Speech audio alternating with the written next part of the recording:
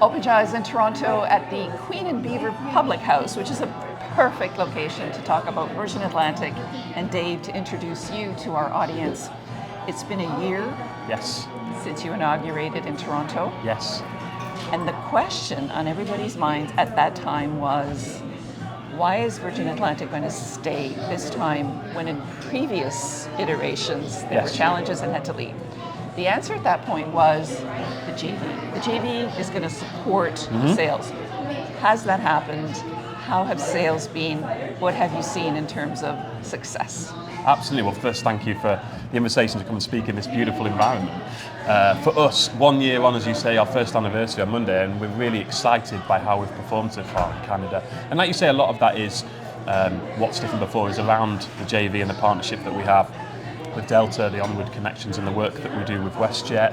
I think it's also about where we are today as an airline, with the connections that we have, markets that are really important for Canada, like India, where we fly 5 times a day and have really good connections.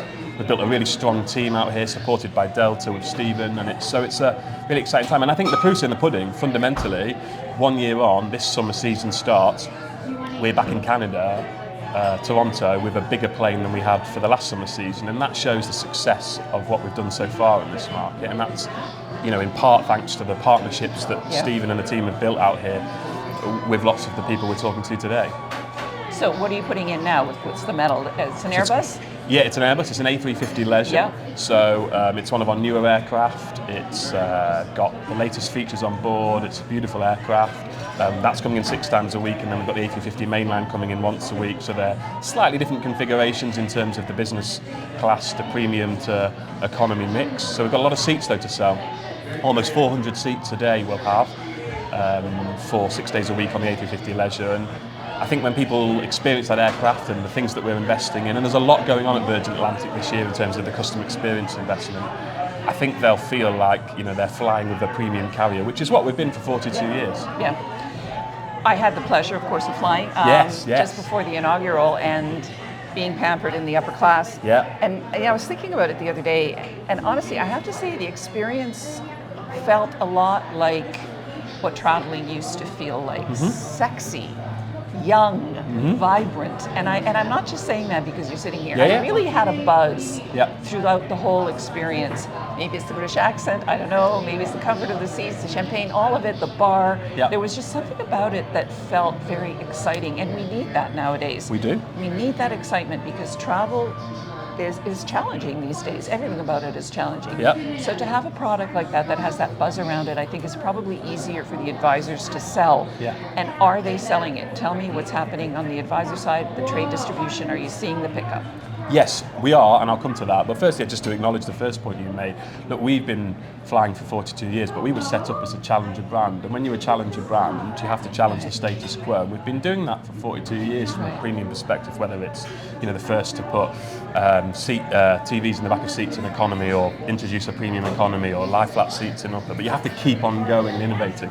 But fundamentally, and I've worked for Virgin Atlantic for 12 years now, I spent time in the mid kind of 2020s working with our cabin crew, and then I was at the airports with our people. And the thing that you'll really get as well with Virgin Atlantic, as well as a premium product and that experience, is we have the best people. And I know airlines say that, and sometimes it's a bit of a cliche, but you experience something different, and that's because we go out and hire the best people. We've done that in Canada with the team we've got at the airport under Michael, and with Stephen in sales. But you see it across, and that's what makes a difference, I think. And that's why when the advisors are selling Virgin Atlantic, I think people will be coming back and saying thank you for advising me on travelling with Virgin Atlantic. I had a great experience, certainly more often than not, because the feedback we get, our NPS, is really good. And you're absolutely right, people are selling us in Canada, and I think they're seeing that people are enjoying having something different in the market, something different for them to sell to their customers, and the customers are really enjoying that experience. And we're seeing a real strong take-up from the trade. We see a real mix, as you would expect, between direct and indirect, but really strong on the trade side.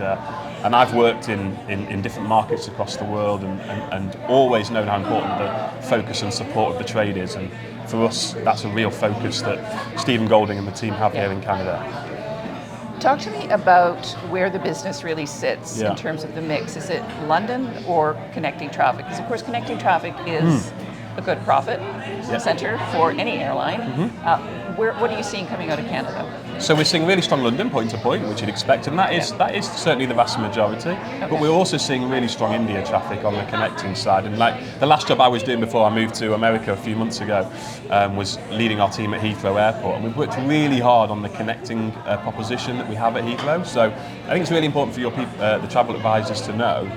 When we send people through Heathrow, we have a team now at Heathrow who are called a connection squad, and they work on making sure that any of those tight connections or large volume of connections, which you can see from both America and from Toronto, are supported through Heathrow to make sure that they get to their next flight calm, not feeling too rushed, but on time as well, so they can make it. And that's why I think we've seen a real increase in the take-up, as well as the fact that actually in India we've grown a lot in the last few years, and now we're 2 flights a day to Delhi, 2 flights to Mumbai, 1 flight today to Bengaluru, and increasingly popular amongst the Canadian and also south of the border. Yeah, long haul. So we're hitting the summer season. Yes. There's a natural affinity between Canadians and the UK, of course, for summer vacations. Yeah. But the reverse is also true, right? Yeah, absolutely. A lot of the Brits are coming here to Canada. Absolutely. What's the mix? It's a real mix actually between the UK and Canada point of sale. We see roughly 35 to 40% of Canada point of sale, and then a strong GB point of sale. But a lot of people, like you say, like to come on holiday in Canada. There's an affinity between, friends and family between these two countries. But there's also so much to see in Canada, and people are really taking to that and looking for those experiences. And I think what you're seeing at the moment in travel in general is people want experience. And I think that's why Virgin is really well placed, because people don't just want experience when they get somewhere, they want experience for all the time, from the moment they step on an aeroplane to the moment they step back into their home country or wherever it may be. And carriers like Virgin, who have been focused on premium for 42 years, I think are really going to excel in that market. Because I think what you're seeing on trends is everyone wants to be a premium carrier these days, right? Yeah. That's the thing. But you can't flick a switch and become a premium carrier. It's part of your culture, part of your DNA, and that's what we have at Virgin. I think why people are increasingly, when they want to come to Canada or other parts of the world, thinking, I want to fly with Virgin. Well, the service at every touch point was absolutely outstanding. Thank you. I mean, whether it was on board or in the lounge, it was really stupendous.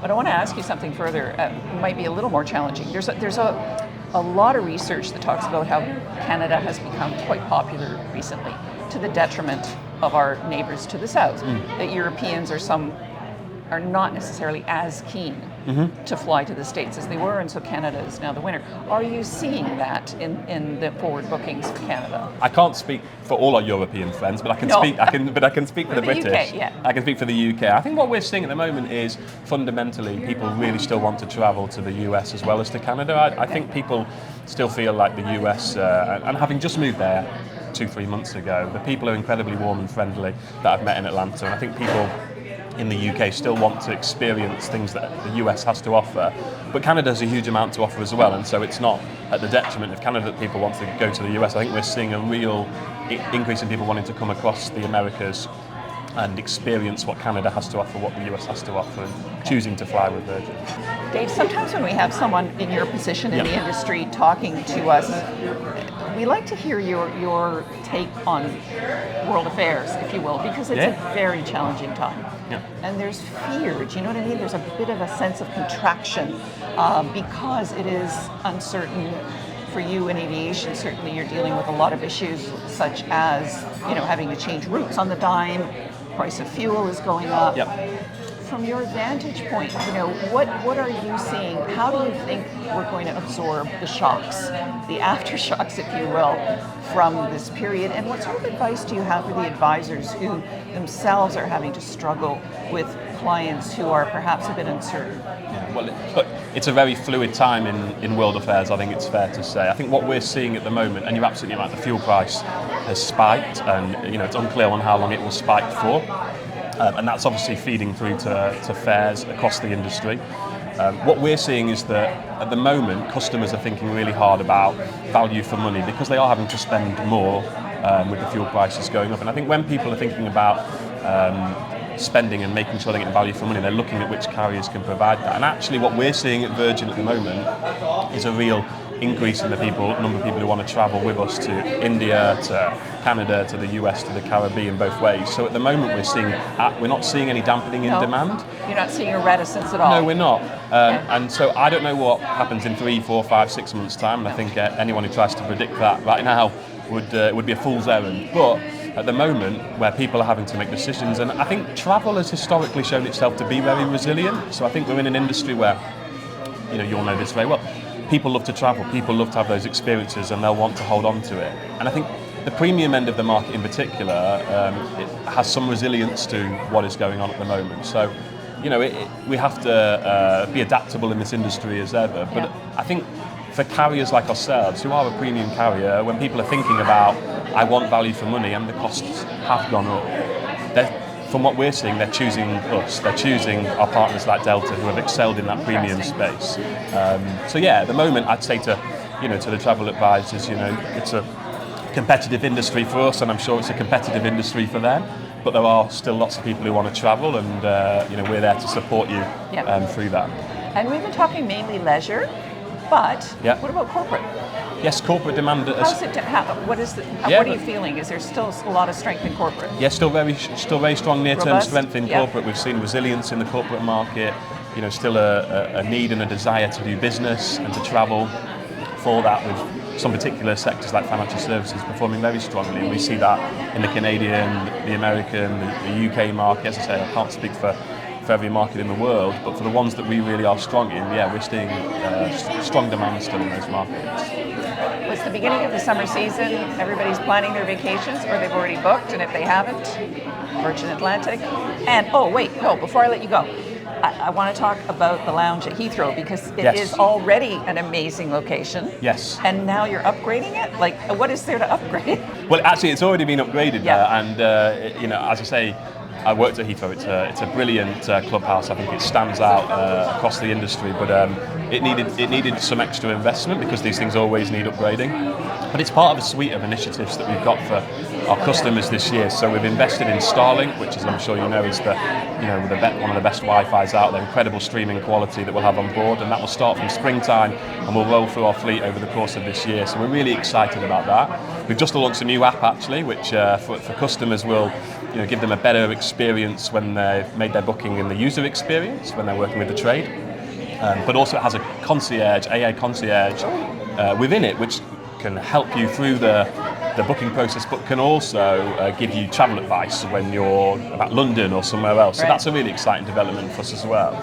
We've got the new A350 Neos coming in later in the year that have a high business class density. So there's things like that are really important, and we're retrofitting our 787s as well through 28 to 30. But you're right, the clubhouse has had a big investment. There's some really neat things that we're doing in there, trying to focus on the health and well-being aspect, which we know is important to people as well. We've got soma domes that you can sit under. We've got a spa. There's yoga. There's a spa. There are beds. There's areas with hammocks. You've got to see it. That's what I'd say to people. You've got to fly with us and see it. Entire smoked salmon buffet. Every flavor of smoked salmon that you can possibly. No, I mean, really, it's absolutely decadent. It is luxury, and that's what it's there for, and that's what our customers want, and why it gets so highly rated. And as I say, part of a number of things we're doing, but you can never stand still, as you know, in this industry. You've got to keep improving and keep moving forward. And for a premium carrier like us, these investments are critical. But exciting times, I would say, at Virgin. I'm glad to hear it, because we need some good news. We absolutely need good news. Thank you so much for spending the time with us. Thank you. For sharing some fish and chips. Absolutely. Thank you.